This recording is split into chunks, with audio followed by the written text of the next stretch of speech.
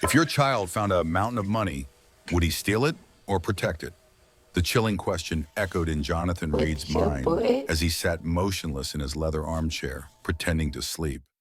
The safe behind him stood wide open, spilling bundles of cash worth more than most people would ever see in their lifetime. Betrayed by a partner who had stolen millions, Jonathan's faith in humanity was in ruins. And tonight he devised his own cruel test. The office was silent until the creak of the door announced the arrival of Clara Johnson, the quiet cleaning lady, holding the hand of her 6-year-old son, Ethan. The boy wore oversized gloves his mother had given him so he could help during her long night shifts. Jonathan, eyes half closed, watched carefully as the child's gaze fell on the stacks of money glimmering under the lamp. His heart pounded. Would this boy confirm what Jonathan already believed? That everyone has a price? Ethan approached the desk slowly, his small face glowing with curiosity. For a tense moment, Jonathan prepared himself for disappointment. But instead of taking even a single bill, Ethan frowned at the messy piles and began carefully arranging them, stacking each denomination neatly with the precision of an innocent accountant. "Mommy," he whispered softly, "his money was messy. I fixed it, just like you taught me with our coins." Clara gasped and pulled him back, whispering in fear that they must never touch the boss's things. But Ethan only smiled with pride, believing he had done something kind. Jonathan felt a lump in his throat, struck by a truth he hadn't felt in decades. Honesty could still exist, even in the smallest hands. "Tell me, if you were in Jonathan's chair, what would you have thought of that boy's choice?" Jonathan could not sleep that night after what he had witnessed. The image of young Ethan's tiny hands arranging the fortune with such care, replaying over and over in his mind like a stubborn melody, reminding him of a world he thought no longer existed. In the days and weeks that followed, Jonathan deliberately kept his distance, yet quietly observed Clara and her son. He discovered details of their lives he had never taken the time to notice before. Clara arriving each evening with weary eyes, yet a smile for her boy. Ethan carrying a worn backpack stuffed with pencils and crayons, sometimes sitting quietly in a corner drawing while his mother polished floors or dusted bookshelves. When Clara thought no one was watching, Jonathan heard her whisper lessons to Ethan, small seeds of wisdom planted in ordinary moments. "Always return what isn't yours, even if no one is looking," she told him one evening as she handed him a coin he had found near the elevator. Ethan nodded solemnly and placed it back on the janitor's desk. "Our honesty is worth more than any money in the world." Those words struck Jonathan harder than any business deal ever had. He had spent his life calculating profits and risks. But here was a woman who measured wealth in values he had forgotten to cherish. Clara's story, pieced together through small fragments, unfolded like a tragedy laced with resilience.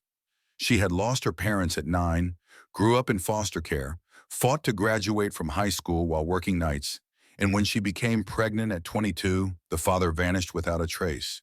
Since then, she had carried the weight of survival with dignity, refusing handouts, relying only on her hands and her heart. Jonathan moved in a way he could not admit even to himself, quietly instructed the payroll department to adjust her salary under the guise of reclassification. He told himself it was a simple gesture, yet in truth it was gratitude for the lessons she and her son had unknowingly given him. But in a world of power and envy, even quiet generosity seldom goes unnoticed.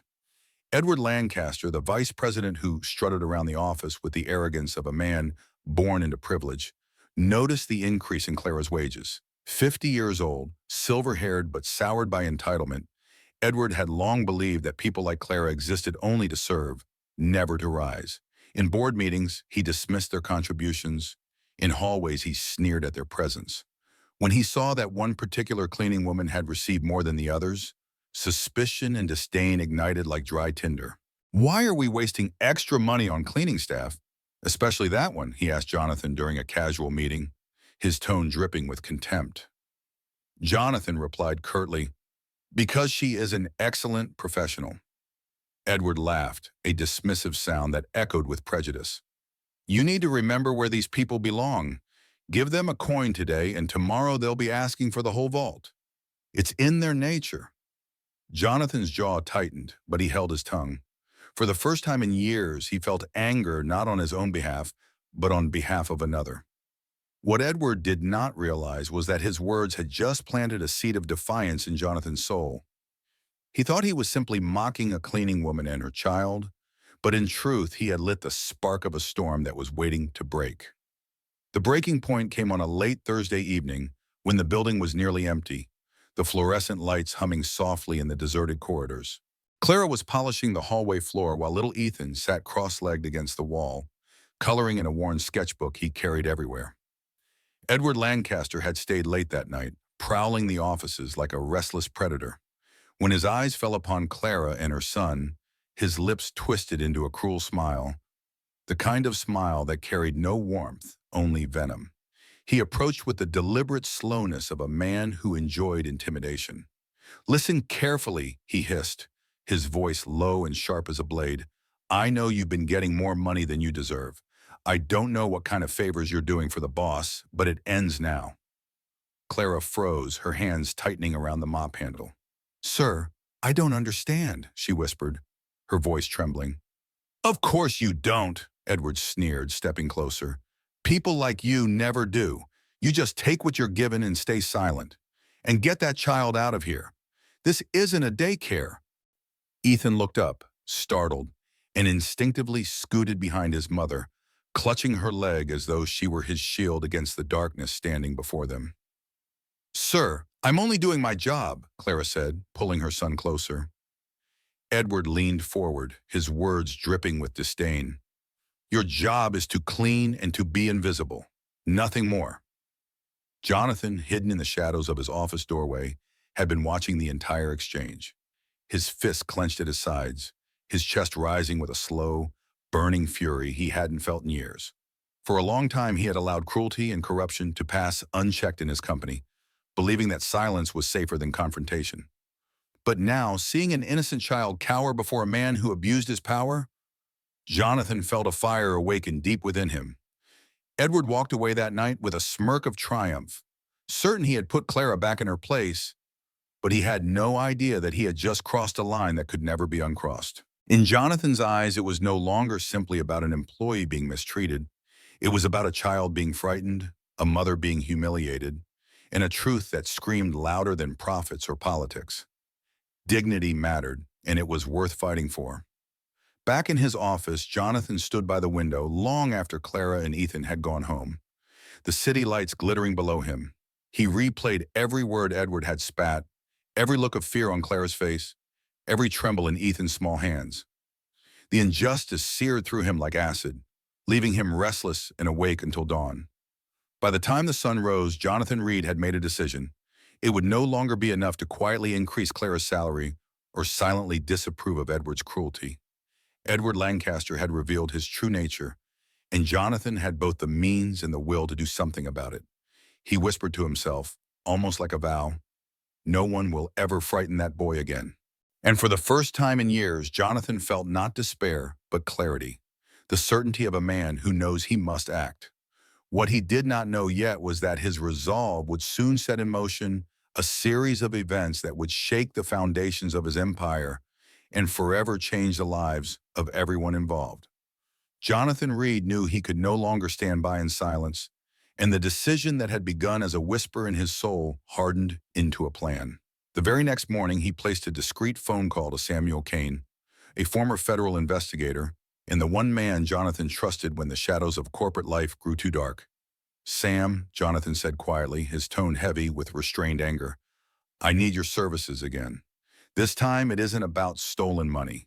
It's about something far more dangerous: abuse of power and the poison of prejudice." Samuel chuckled grimly on the other end of the line. "Edward Lancaster? I've heard his type 100 times before. Don't worry, Jonathan. Men like him always leave traces, and I'll find every single one." And so the storm began to gather. Over the following days, Jonathan orchestrated a silent transformation within his building. Security cameras that Edward himself had once approved were adjusted to capture new angles. Microphones were quietly installed in corridors and parking lots under the guise of a safety upgrade. Each small step was a thread in the trap Jonathan was weaving, invisible to the arrogant man who believed himself untouchable. Meanwhile, Edward only grew bolder. his cruelty deepening with every passing day. He visited the Human Resources Department carrying fabricated reports claiming Clara had been late to work, even though her attendance had been flawless for 2 years. He accused her son of causing disturbances, though Ethan never did more than sit quietly with his sketchbook or whisper questions to his mother. Records can be altered, Edward snapped when the HR director asked for evidence. I am the vice president. My word should be enough.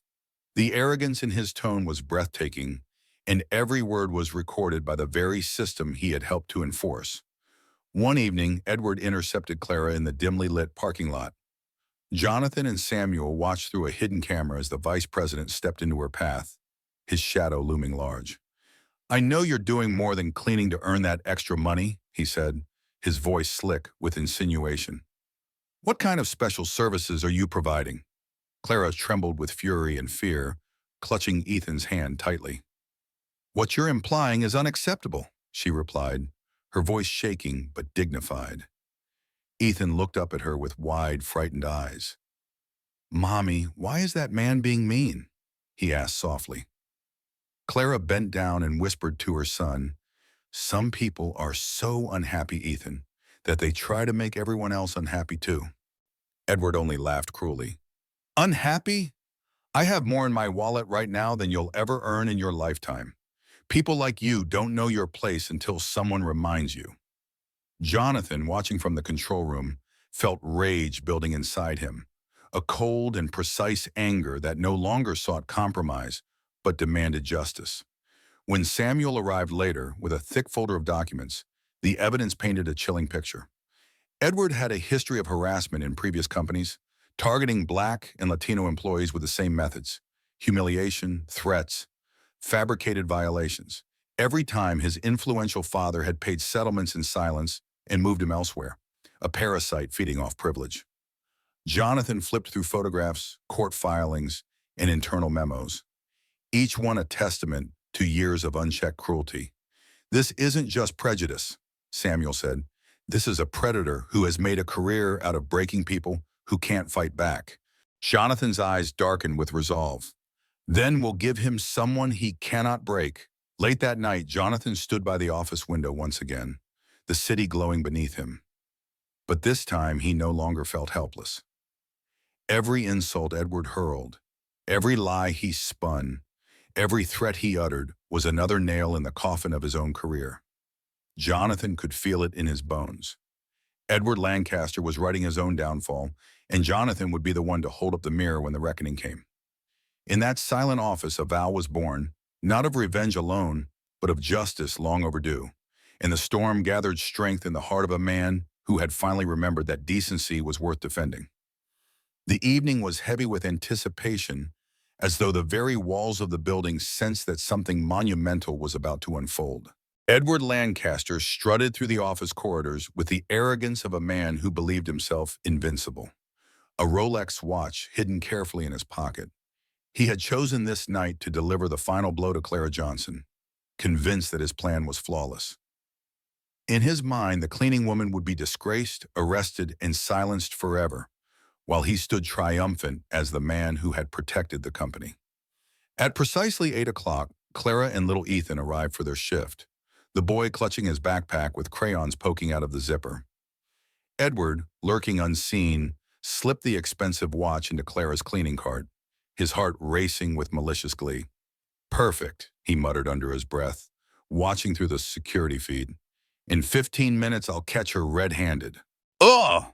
What Edward did not realize was that Jonathan Reed had been watching the entire charade from a control room upstairs, his eyes locked on the monitors, his pulse steady with cold determination. Beside him stood Samuel Kane, earpiece connected to a van outside where 3 investigative journalists waited, ready to witness the unraveling of a man who thought himself untouchable. At 8:20, Edward descended with 2 security guards, feigning courtesy as he entered the office where Clara was dusting shelves, Ethan humming softly to himself at the table nearby. Mrs. Johnson, Edward said smoothly, I need to inspect your supplies. We've had reports of missing items. Clara paused, confused, clutching the rag in her hand. Mr. Lancaster, I don't understand, she said softly. Standard procedure, Edward interrupted, heading straight to the cart. With exaggerated flourish, he pulled out the Rolex as though he had unearthed buried treasure. Well, well, what do we have here? A $15,000 watch missing from Mr. Reed's office just yesterday? Care to explain? Clara's face drained of color, her breath catching in her throat. I've never seen that in my life, she whispered, her voice trembling. Ethan dropped his crayon, his small voice breaking the silence. Mommy, what's happening? Be quiet, child, Edward barked, his tone laced with cruelty. Your mother has some explaining to do. One of the guards reached for his phone, ready to call the police. And then, like the shift of a stage curtain, Jonathan Reed appeared at the doorway, flanked by Samuel Kane and the three reporters, whose cameras blinked like watchful eyes. Edward's confidence faltered for the first time, his smirk fading as Jonathan's calm voice filled the room. I think you should hang up that phone, Richard. Jonathan, Edward stammered, we caught her stealing your watch. My watch? Jonathan interrupted, a cold smile playing on his lips. I've worn an Apple Watch for 5 years. I have never owned a Rolex. Edward's composure crumbled as Samuel stepped forward with a tablet, swiping to show high-definition footage of Edward placing the watch in the cart minutes earlier. Angle 1, Samuel announced, switching views. Angle 2, Angle 3. We even caught you checking to make sure no one was watching. The reporters scribbled furiously as their cameras rolled, capturing Edward's face as it drained of color. But there's more, Jonathan continued, his voice sharp as steel. Marcus, show him the rest. Samuel projected screenshots onto a portable screen. Edward's private online posts filled with racial slurs, emails conspiring to fabricate evidence, and audio recordings of him threatening Clara in the parking lot. Need to keep them in their place, Samuel read aloud. Ring a bell, Edward? Clara covered her mouth with her hands, Ethan clutching her leg tightly. Edward staggered forward, desperate, but Jonathan blocked him.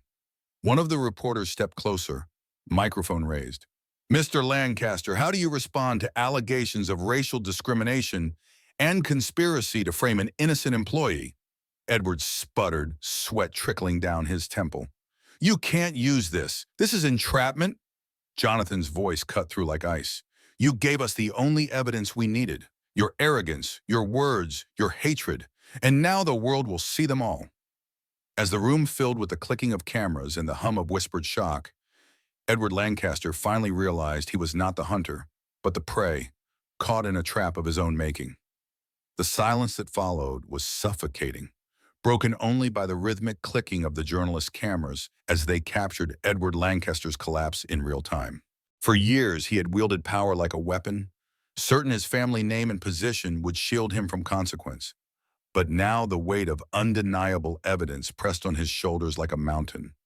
His protest grew weaker, his face drenched in sweat as Jonathan Reed stood firm, every word deliberate and precise. You thought you could break her, Edward, Jonathan said, his gaze steady. You thought you could terrify a child into silence, but tonight it's you who will be silenced. At that moment, the echo of heavy footsteps filled the hallway, and 2 uniformed police officers entered the room. Detective Harris stepped forward, his badge gleaming under the fluorescent light. Edward Lancaster, you are under arrest for conspiracy to fabricate evidence, harassment, racial discrimination, and attempted defamation, he declared, his voice leaving no room for doubt. The security guards who had once flanked Edward exchanged uneasy glances, then stepped aside as Harris cuffed him swiftly, the metallic click of the handcuffs sealing Edward's fate. Ethan peeked out from behind his mother's leg, his young eyes wide as he whispered, Mommy, is the bad man gone now? Jonathan knelt down so he was eye level with the boy, his stern expression softening. Yes, Ethan, he'll never scare you again. Clara's lips trembled, her heart torn between relief and disbelief. For so long she had endured humiliation in silence, but now she saw justice unfold before her very eyes, a justice so clear and public that it erased every shadow of doubt. Edward tried one last desperate gambit, turning to Jonathan as he was led away. We can settle this, Jonathan, between gentlemen. My family has significant investments in the company. Jonathan's voice was calm, almost pitying. Had investments, Edward. 20 minutes ago, the board voted unanimously to buy out your family's shares. You've managed to destroy not just your own career, but your family's fortune as well. Edward's eyes widened in horror as the reporters swarmed, peppering him with questions about his bigotry, his conspiracies, his fall from grace. Each question was a nail in the coffin of his reputation, each photograph a permanent reminder that his empire of arrogance had collapsed. Clara clutched Ethan's hand, still shaking, when one of the reporters turned to her. "Mrs. Johnson, how does it feel to know you've been vindicated?" She blinked back tears, glancing at Jonathan before answering. "It feels like hope. It feels like someone finally decided that doing the right thing was more important than looking the other way." The words resonated deeply with everyone in the room, even the officers who had seen countless arrests, and Jonathan felt something stir within him that he hadn't felt in years. Pride, not in wealth or success, but in the courage to defend decency. In the days that followed, the ripple effect spread quickly.